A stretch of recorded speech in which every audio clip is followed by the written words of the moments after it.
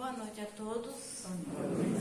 Eu gostaria de convidar todos, para que possamos fechar nossos olhos e agradecer a Deus nosso Pai por mais um dia, pela sua fé, pela sua força, que nos enche de esperança, de alegria, e que nós que aqui viemos buscar um pouco de paz, amor, possamos sair daqui carregados de amor, de esperança, de tudo aquilo que, de acordo com o nosso merecimento, Deus com certeza nos dará. Então, muito obrigada pela presença de todos e que Deus abençoe a todos. Muito obrigada. Bom, meus amigos, dá para ouvir aí atrás? Dá para ouvir, sim. Dá? Hoje a nossa reflexão está no capítulo 11, Amar o próximo como a si mesmo. O item é o maior mandamento, ou o mandamento maior. E fala assim: os fariseus, quando souberam que Jesus havia feito calar os saduceus, reuniram-se em conselho, e um deles, que era doutor da lei, perguntou-lhe para testá-lo: Mestre, qual é o maior mandamento da lei? E Jesus lhe respondeu: amar a Deus de todo o seu coração, de toda a sua alma e com todo o seu entendimento. Este é o maior e o primeiro mandamento. E o semelhante a esse é amar ao próximo a si mesmo.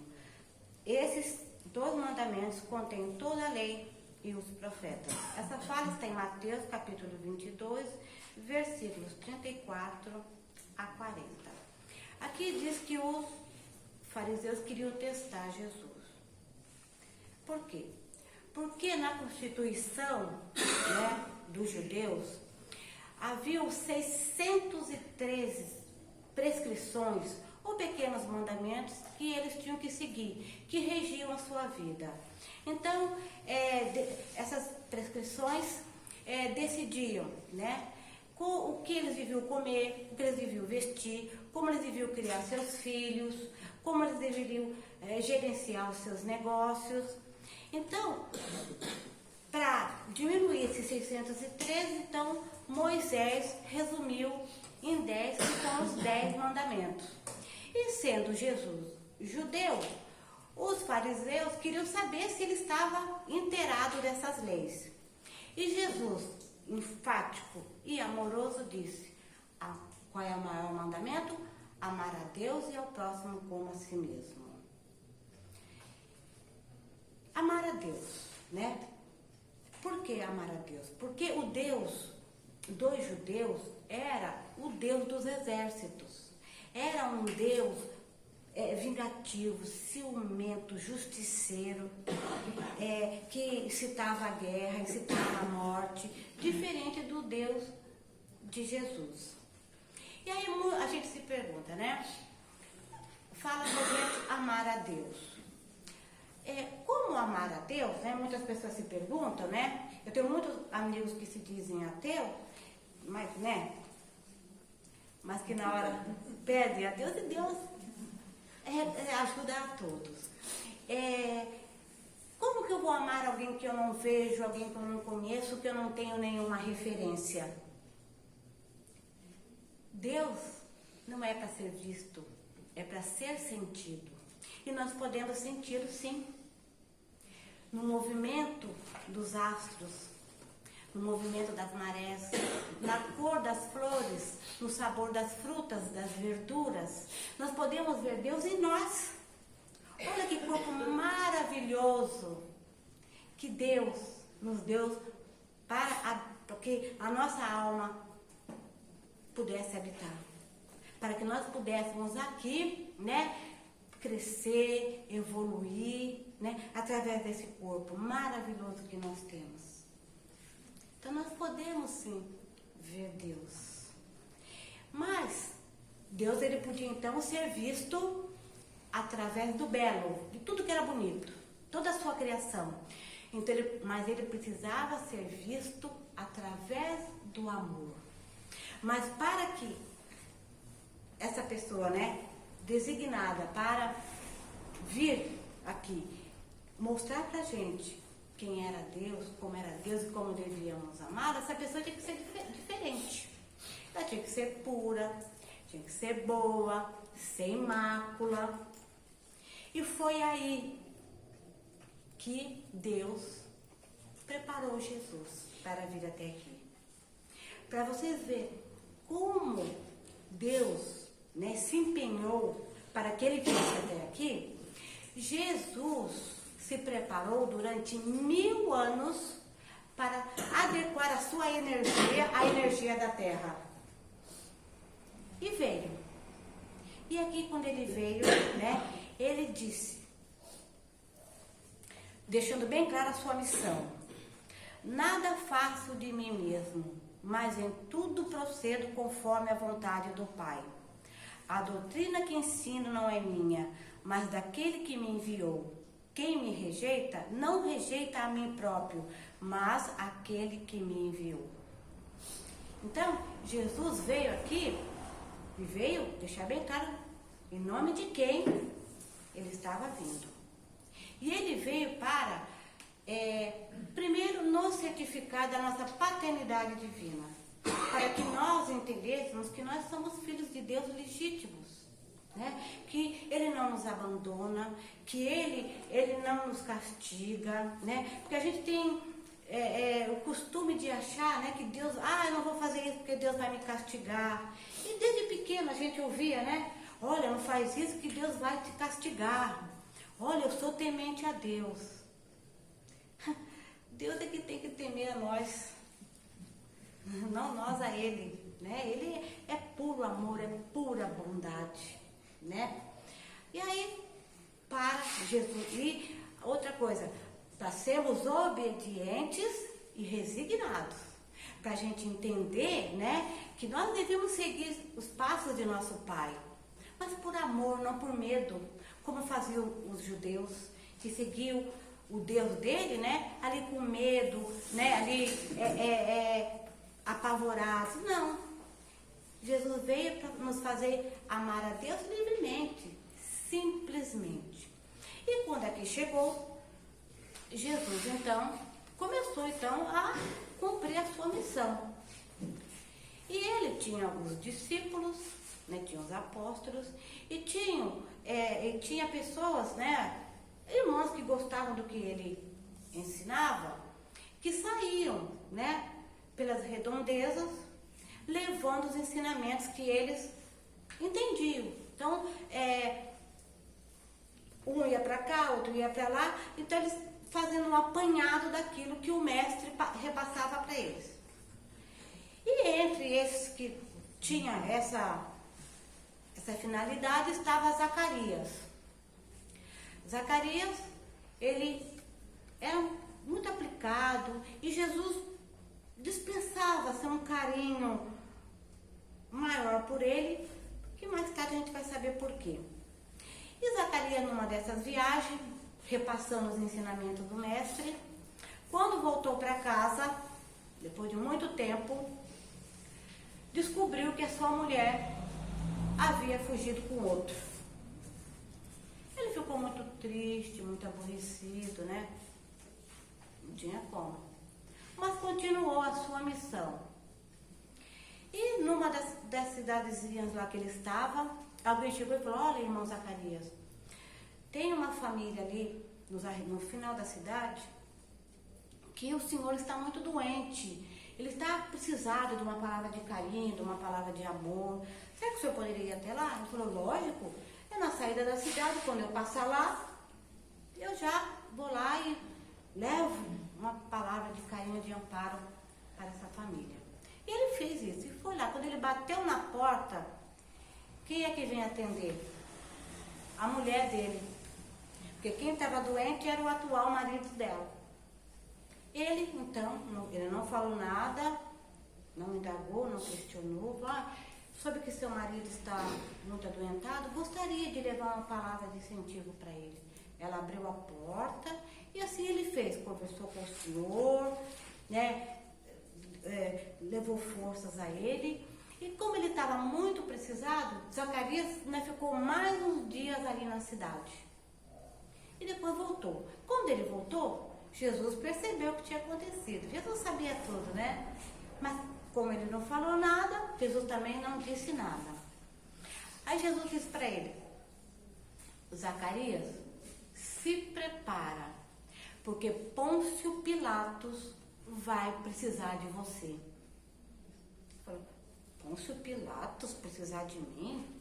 Mestre, eu não sou ninguém, eu sou um Zé Ninguém. Pôncio Pilatos é o governador. Falou: se prepara, que na hora certa você vai saber.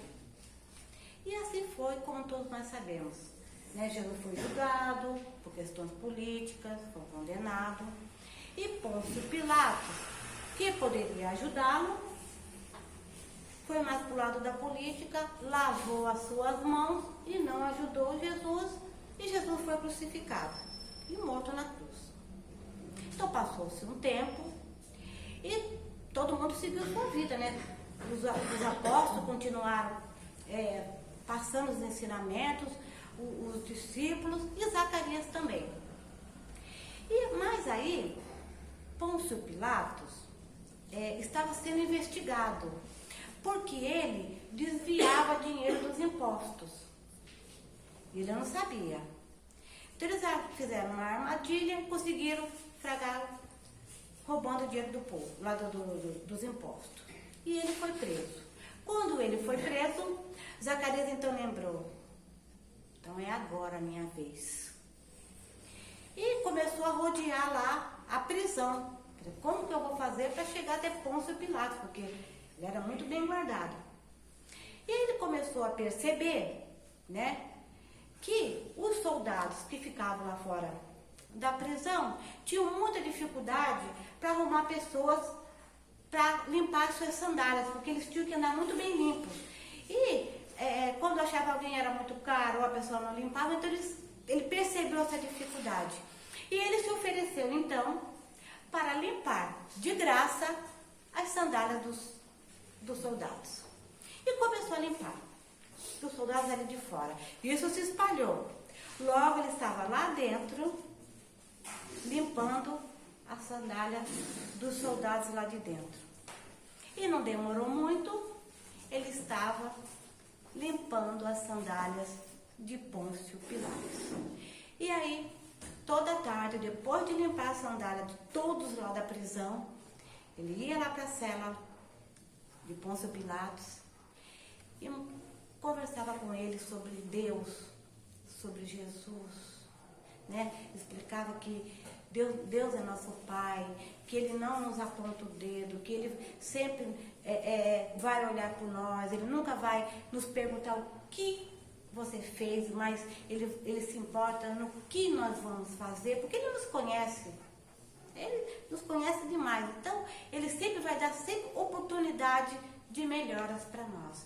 E de conversa em conversa, quando Pôncio Pilatos, né, foi julgado e condenado à morte, ele já estava completamente evangelizado.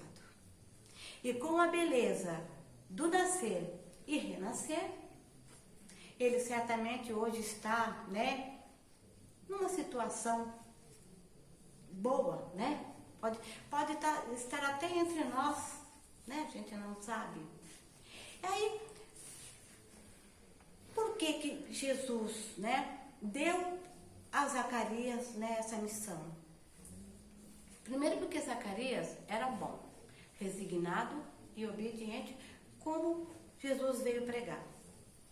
Mas, como diz aqui, para a gente amar a Deus de todo o seu coração, de toda a sua alma, com todo o nosso entendimento, e amar ao próximo como a si mesmo, Zacarias fez isso como ninguém. Primeiro, né, ele, quando lá a mulher foi embora com outro homem, quando ele a reencontrou, ele não a julgou, porque ele se colocou no lugar dela. Ou melhor, ele por um momento, ele foi ela. E aí ele pôde ver o que ela pensava, né? E ele percebeu que, sendo ela, ele viu que ele tinha sido falho. Que ele, quando ia pregar as lições, ele a deixava sozinha. Ele não era um bom marido, ele não era presente, né? Então ele, não que ele nem concordasse com ela. A gente não precisa concordar com o que o outro está fazendo, mas a gente vai entender. A gente começa a entender o que o outro estava pensando e fica mais fácil para a gente lidar com a situação. Quando foi na situação de Pôncio Pilatos, a mesma coisa.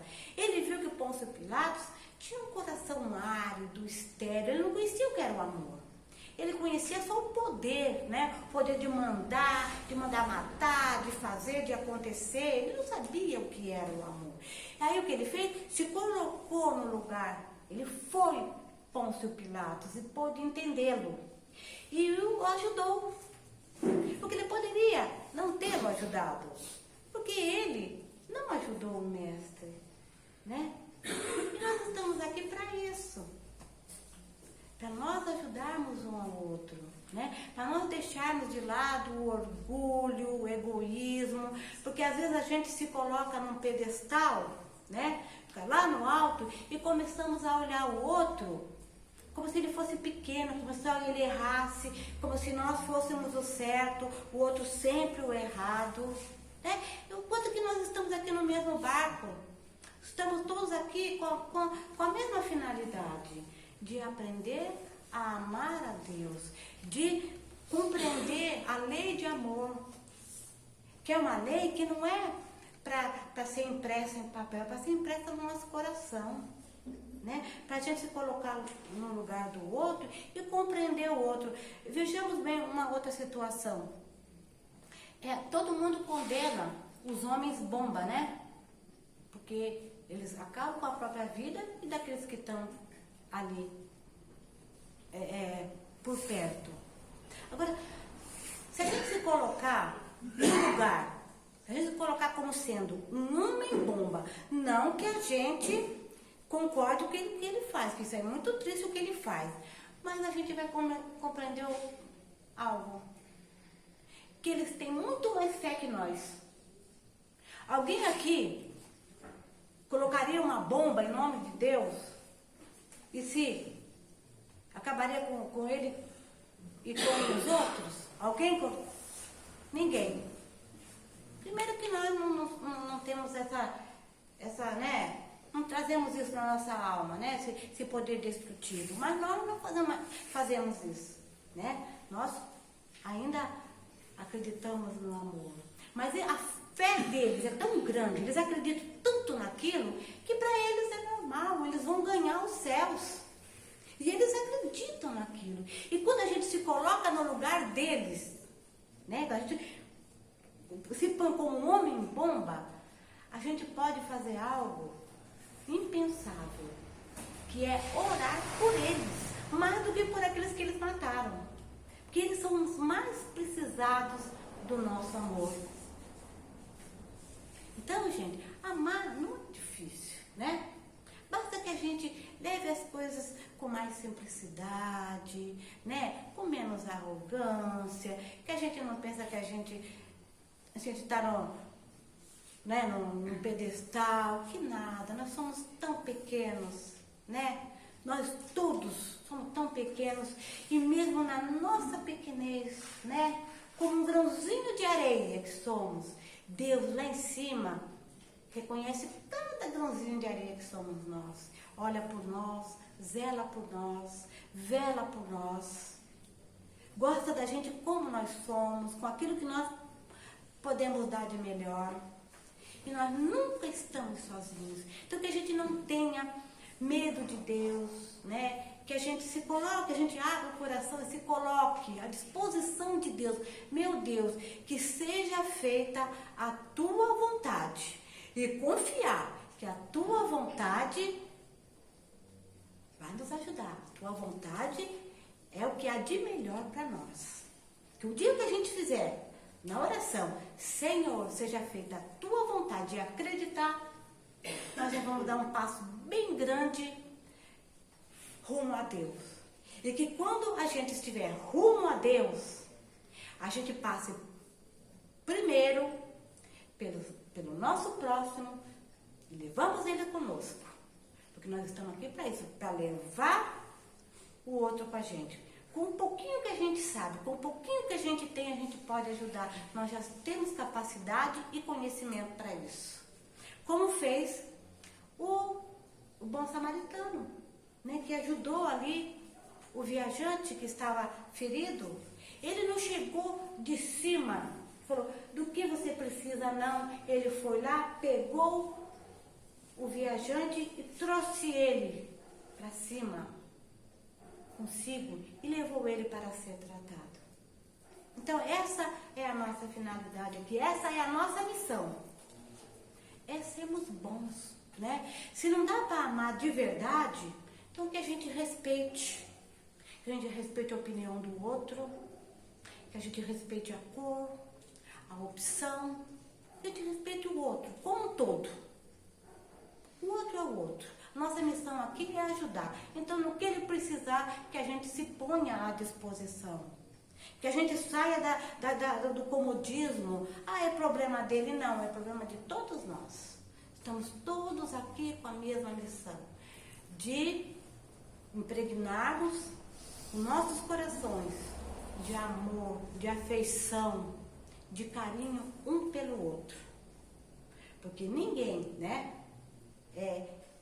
vai fugir desse amor, porque Deus é inevitável em nossas vidas. Por mais que a gente relute, que a gente desista em alguns momentos de Deus, a vida vai nos forçar ao reencontro com Ele. E Ele vai nos receber de braços abertos, porque Ele é Pai, Ele é amor, Ele é bondade, Ele é obediência, Ele é resignação. Então que a gente, né, possa se abrir mais para Deus, confiar mais, ter mais fé, mais esperança, né? Porque nós estamos aqui para isso, meus irmãos. E, para terminar a nossa preleção de hoje, eu ganhei um livro, e nesse livro veio uma oração. Ganhei da Sidoca. Nem tu sabe. E lá estava escrito assim: como Deus rezaria o Pai Nosso. Que é um presente para nós aqui hoje. E a oração diz o seguinte: meu filho que está na terra preocupado, solitário, desorientado, eu conheço perfeitamente teu nome e o pronuncio, santificando-o, porque te amo. Não estás só, mas habitado por mim, e juntos construiremos este reino, do qual tu vais ser herdeiro.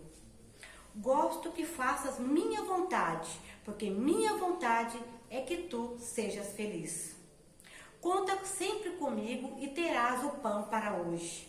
Não se preocupes, só te peço que saiba dividi-lo com teus irmãos. Sabes que perdoo todas as suas ofensas, antes mesmo que as cometas. Por isso te peço que faças o mesmo com os que te ofendem. Para que nunca caias na tentação, toma forte a minha mão e eu te livrarei do mal. Te amo desde sempre. Assinado teu Pai. Que assim seja. Muito obrigada.